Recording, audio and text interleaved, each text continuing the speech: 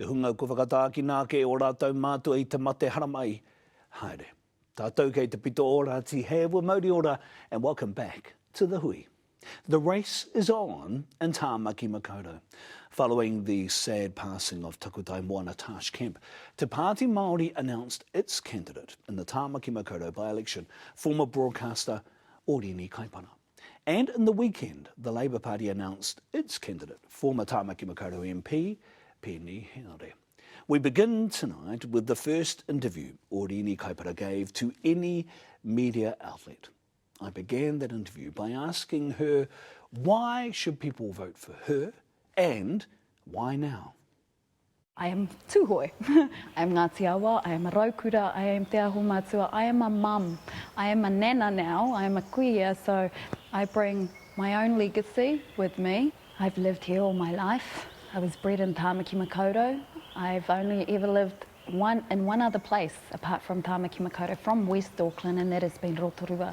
Tāmaki Makaurau, as we know, is probably the most diverse of all of Ngā Turu Māori, all the Māori electorates, and so there's different pockets of te ao Māori that live and call Tāmaki Makaurau home. It's not just the mana whenua.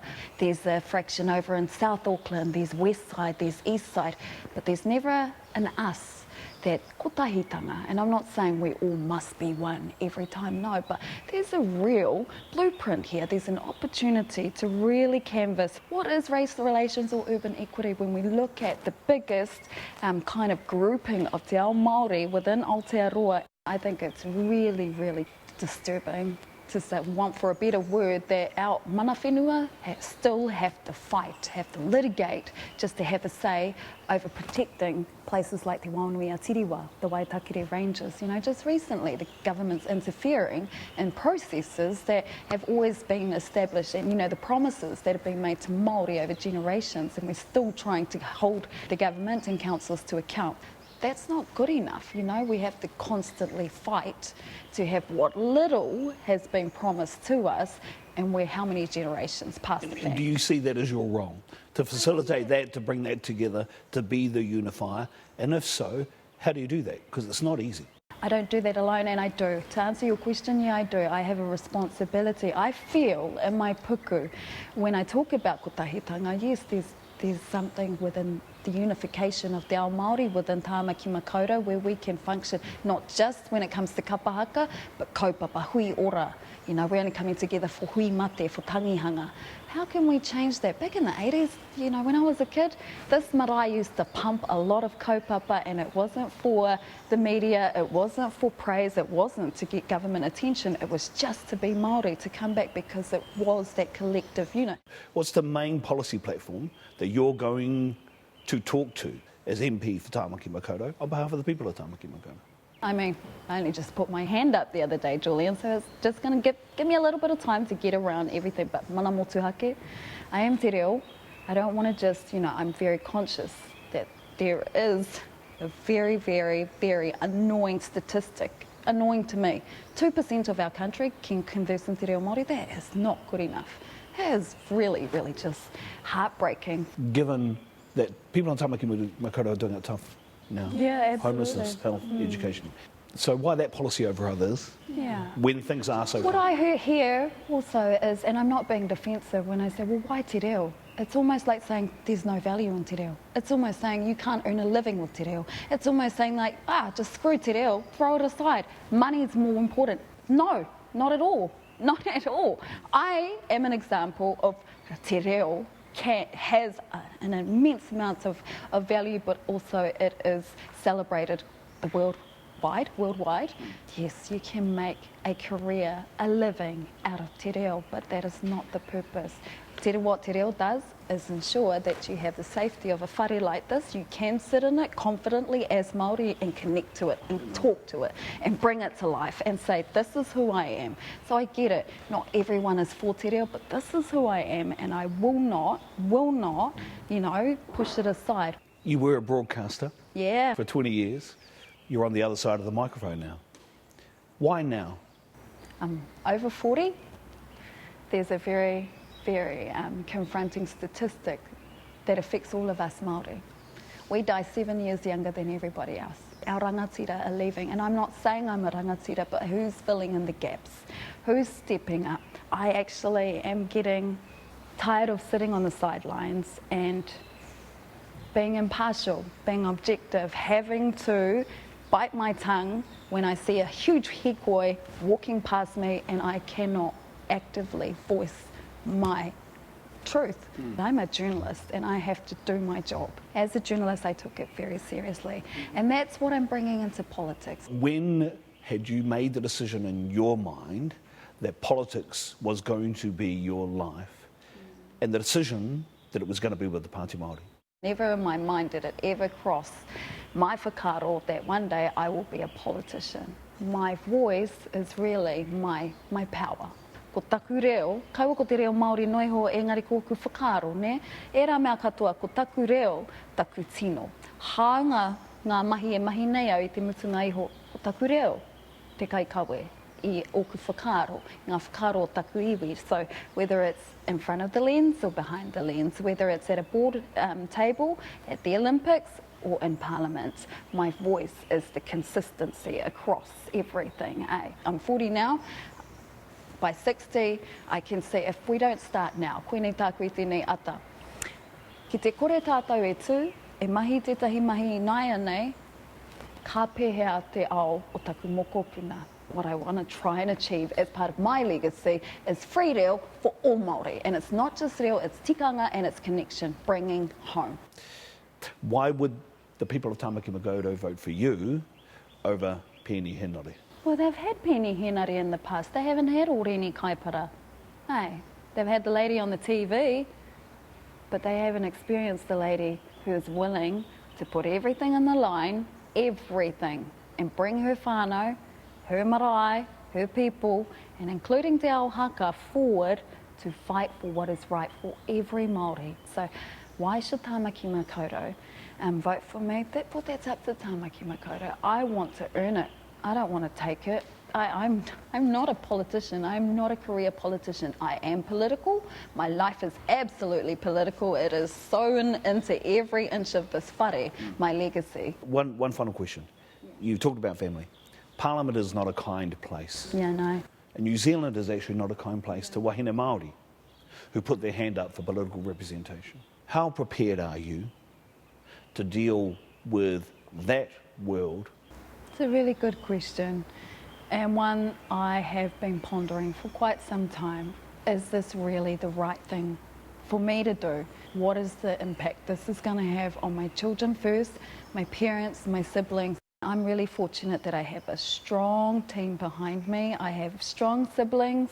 I do not take for granted the relationships that I have fostered over the years, but really it comes down to whakapono, te whakapono ki taku ao Māori. I don't go in there naive or with rose-coloured glasses that this is going to be a breeze. Absolutely not. I'm looking forward to this next chapter in my life. Orini Kaipara, tēnā koe. Thank you very much for your time. Tēnā koe. Kia hatia ke I tatunu mai e tā mara mātaro kau I hoana ko te kaitono o te Pāti Reipa, the Labour Party candidate for Tāmaki Makaurau. The Honourable Peeni Henare is with us next.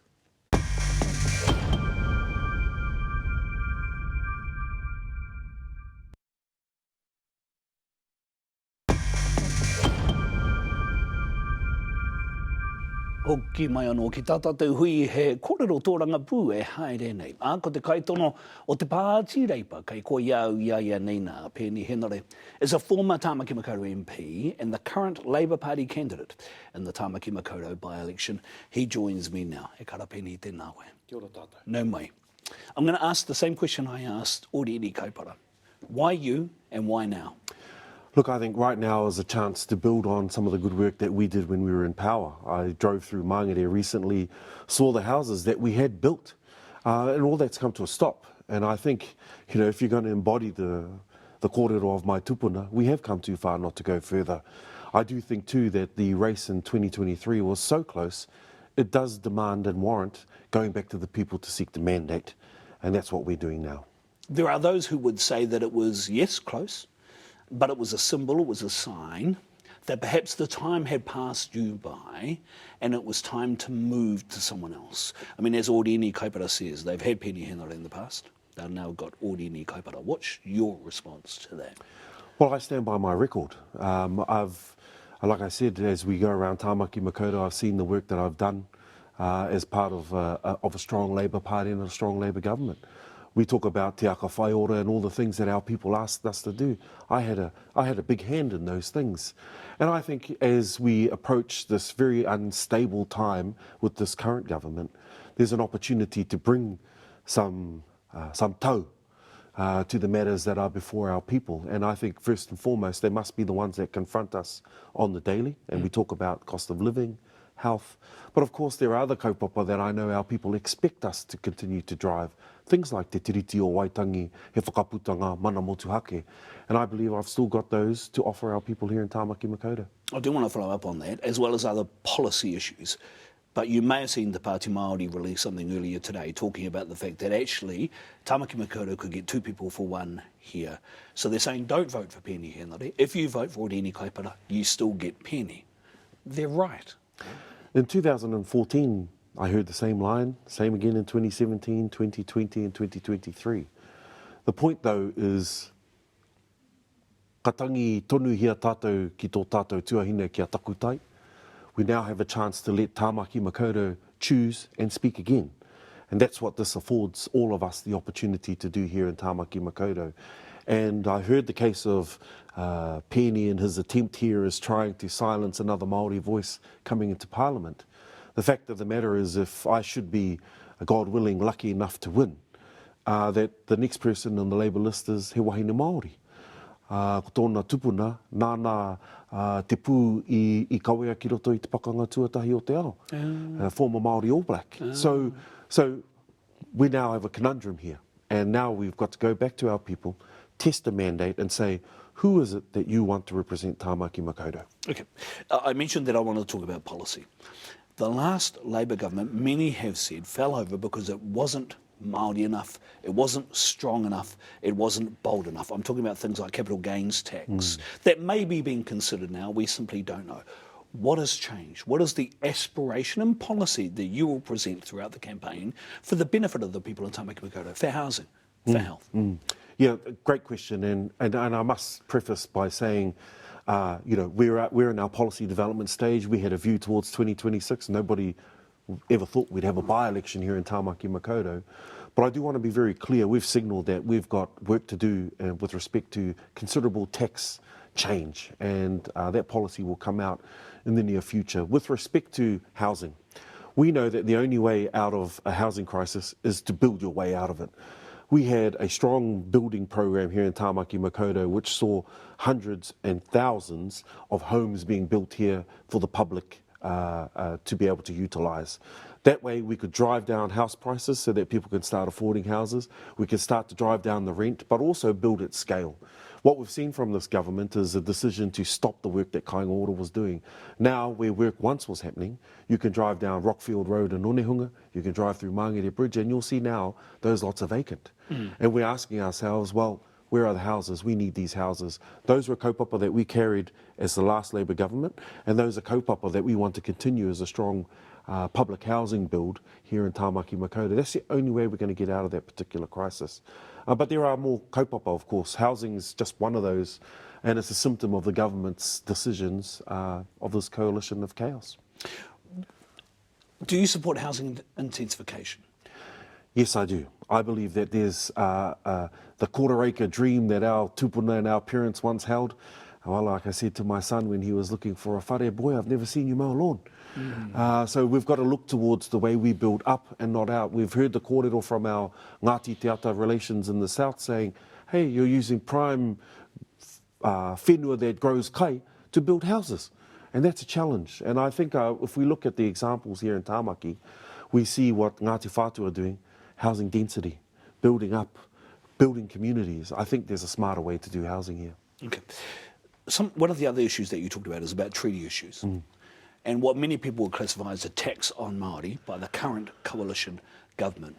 What will you talk to in that regard throughout this campaign? Because many people in Tāmaki Makaurau voted with their feet with the hikoi at the end of last year. What will you talk to allay some of the fears and to potentially also give some strength and reinforcement to voters in Tāmaki Makaurau with what is happening with the current coalition government? Look, we know those attacks very clear, and like you said, thousands of our people came to Parliament and marched on Parliament. I want to be very clear. In our time as a government, we put te tiriti o Waitangi into legislation, oranga tamariki, health, education. We did that, and we can do that again. Just as a starting point to make sure that te tiriti o Waitangi gets the recognition our people are expecting. Now, to a further point though, with respect to te tiriti o Waitangi and the way we view mana motuhake, I do believe, as most of our whanaunga of Ngāpuhi live here in Tāmaki Makaurau, there is a job here to make sure that in any pushing forward of a settlement for Ngāpuhi, which will impact Tāmaki Makaurau because its people are here, we need to be clear about what does that sovereignty look like, what does it mean. And that's something that I've been quite privileged to have been raised in, understanding what that mana motuhake and that tino rangatiratanga looks like, and carry it not just in Parliament but in my everyday life. And I think we've got an opportunity as Ngāpuhi, and as most of them reside in Tāmaki Makaurau, to actually do something quite fundamentally different. Turnout will be key. We know that in by-elections, many Māori voters don't get out and vote. How important is it that people get out and vote, and how will you help that accrue? Yeah, that's a really good question. Look, we know that social media has its place, and he taumata kōrero tēnā. But most importantly, ākanohi. That's how we're going to do it. We have to make sure that when people have a question, they can actually engage in the wānanga to help make them, to allow them to make their decision as they see fit. And that's the point I want to make with your reference earlier. Who thinks they can tell our Māori voters what to do? It is up to our Māori people here in Tāmaki Makaurau to make that choice. Our job is to engage with them on that front. We've learned lessons from 2023 where Labour didn't get it right. Our leader's been very clear on that. So we've taken the time to listen, we've taken the time to engage. And it's important that as we lead into the by-election, as it currently stands, the Tāmaki Makaurau seat is vacant, that the people get the person that they want there to best represent their interests. And the only way to do that is the good old-fashioned Māori way, kanohi ki te kanohi. Peeni, all the best with the campaign. Thank you for your time. Tēnā koe. Kia ora maina. That was, of course, Peeni Henare, the Labour Party candidate for the Tāmaki Makaurau by-election. A kua kenei, e ngai iwi, ka haere tunu a tātou kōrero tōrangapū, our political panel of paramounts, Professor Ella Henry and Hinurewa Tūhoe are up next.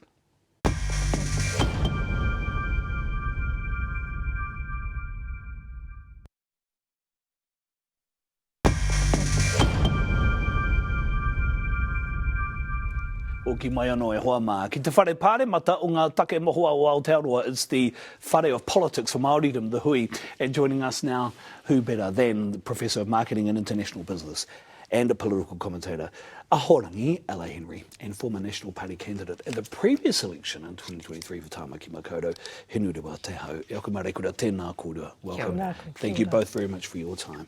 Wow.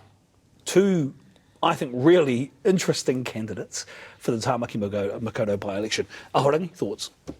We of Tāmaki Makaurau are fortunate because we have candidates of such stature and such experience. It's actually going to be, as every election is, really interesting to watch, but I'm hoping to see a very high turnout to show that we care about their calibre. Do you think that'll happen? High turnout? Look, the buzz on the ground, and I'm not that on the ground, but around a university there's a lot of young people, there's a mixed population. There's an air of interest which I think often by elections don't have. They're like a ho-hum. But this one, I think, is particularly because of the loss of Tash. I think there's a lot of people who are going to be watching closely and participating. Orini Kaipara brings something different. So that's why I think it's going to be an interesting race, just because Peeni lost the seat. He'll be wanting revenge. He'll want to come back into Parliament as a Tāmaki Makaurau MP. And Oriini, who really, I think, is going to fight. Yeah, I think she will fight for it, and it's good to see a woman, you know, who's going to represent Māori Pāti and who will step into that fold, you know, because Tash has left a big gap there, and so yeah, you know, you can see there's as Ella said earlier, she's tenacious, you know, which is a very good word, and so yeah, I suppose she's ready for it.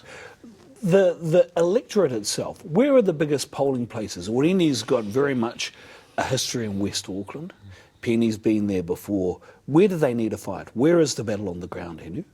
The battle on the ground is definitely within the definitely within the South Auckland area. Large proportion of Māori in there. You've got to go beat on the doors there, definitely, and West Auckland as well. So where Oriini is with Hone Waititi Marae, Waiparera Trust, for example, we've got a good percentage of Māori in that area, and also too they border onto tautoko, so they'll be looking with interest, those who may have swapped from Te tautoko onto the Tāmaki Makaurau role as well, but South Auckland's where the biggest area is, most definitely. What are the big issues, Ahorangi, for you in Tāmaki Makaurau? We know that there's been a lot of interest in some of the new legislation that's been forced through under haste, and that's really brought Māori to the fore in terms of political activation. But the reality, I think, for many of our people is still, it's around affordability of homes, it's around the cost of living, it's around holding on to their jobs at a time when unemployment is rising, when, the economy is flagging, despite the idea that somehow we have a robust economy when there's so many more people in dole queues. I think our people are going to be looking at who's coming with solutions to the economy. I agree with that. How important is a ground campaign in a by-election like this? And I know your experience. It's really important, a ground campaign, because this is going to be a first past the post. This is not an MMP style sort of campaigning. It's first past the post, so those two candidates have got to hit the ground running, and they really do, and they need to get out and start door knocking, because there's those of us, I would go the 45 plus group, who still like to see someone knock on the door, and we are a kanohi ki te kanohi people, whether we think that or not. Yes, there is a young vote as well. That'll be the first time 18 plus who'll be voting, and they may be more of a social media, TikTok sort of, because that's how they hear their information. But when you consider where our marae are, when you consider where our young people are, we've got to get to those communities first before we, in my opinion, before you think TikTok. Awarangi, the impetus, it feels like, is with Te Pāti Māori, right? You take the hikoi and other activations that have happened since the last election. Yes, it was close, 40-something votes between Tukatai Tauschkemp and Peeni Henare. And of course you had a Labour government who for many weren't bold enough, fast enough. Can they change that in this by-election, or is the impetus, in your view, still with Te Pāti Māori? Clearly, Pāti Māori have a very high profile at the moment. They've been behind some very high-level, influential, well-regarded campaigns. The haka, the billions of memes of Hana Rāwhiti, all of those things have definitely raised their profile. However, I think for a by-election, as you said, it's first past the post. It's whoever people have in their mind on the day. It's getting our people to the booths, and that's where I think having that infrastructure, which Labour traditionally has had, the volunteers to get the old people to the polling booth, or to make sure the phone rounds happen, or to come to the town hall meetings. I think that this is going to require Pāti Māori in Tāmaki Makaurau to utilise its infrastructure as well as it can to ensure participation. Yeah, because they've got a high profile to Pāti Māori, they really have.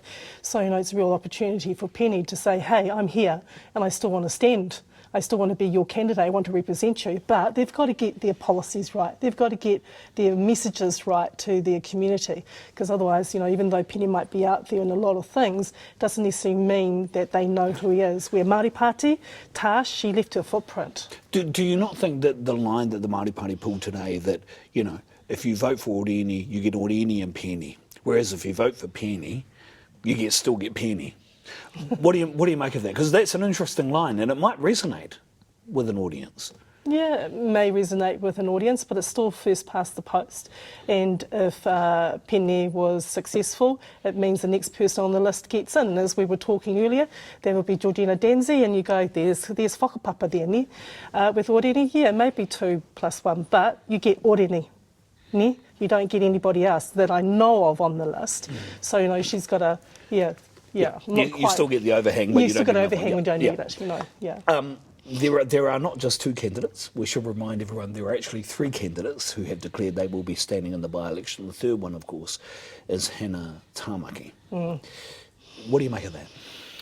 Well, I can see why. I mean, Auckland is their strongest membership base, and so they will get votes.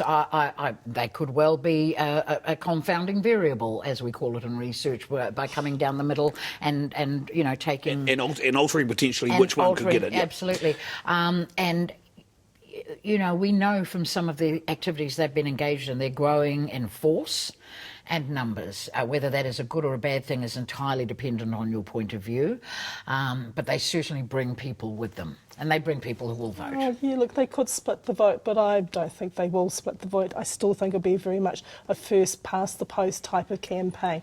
Good on them for wanting to put themselves forward again. We always commend our Māori who want to go forward for politics, but I'm going, this is a two-way race. Okay. So in that regard, who's going to win? Let me just put on my telly. You're the Ahorangi. We'll start with you. I think there will be a sympathy vote for Pāti Māori. I think there will be a woman vote for Pāti Māori. And so by an inch, I'd say that they might hold the balance on the day. Having said that, if Labour is prepared to actually come out of the closet it's been hiding behind as a centre-left party and become more left, more working class, more for the poor, which is its origins historically, who knows? Yeah. Orini's a Māori woman.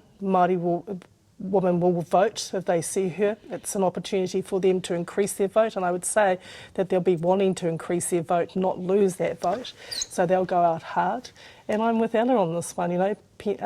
Labour have got to come out with something pretty damn smart to ensure that they can gain back those votes. Thank you both. We need to do this again, actually, before the by-election. Let's do it again, eh? Okie dokie. Okay, thank you both good. very much. Professor Ella Henry, Hinurewa tau tēnā kōrua. Ngā mihi wiki a koe a ko mārei kura. E tiwi hei te wiki e tū mai nei, coming up next week on The Hui. There are only two genders, male and female. It's the issue dividing nations This is the right wing. This is the bigotry. and families. It's not about if you care or not, it's how do you feel? Mum, do you feel safe or not safe? That's the question. Now, Aotearoa must decide who has rights and who doesn't. No one with a penis should be allowed into a woman's toilet. Our thanks to all our pūkōrero tōrangapū for today's Hui. Join us next week for another Hui Ora, Hui Wānanga, Hui Māori. Kia mau ki te turanga o te patupu a te haumi e, hui e, taiki e.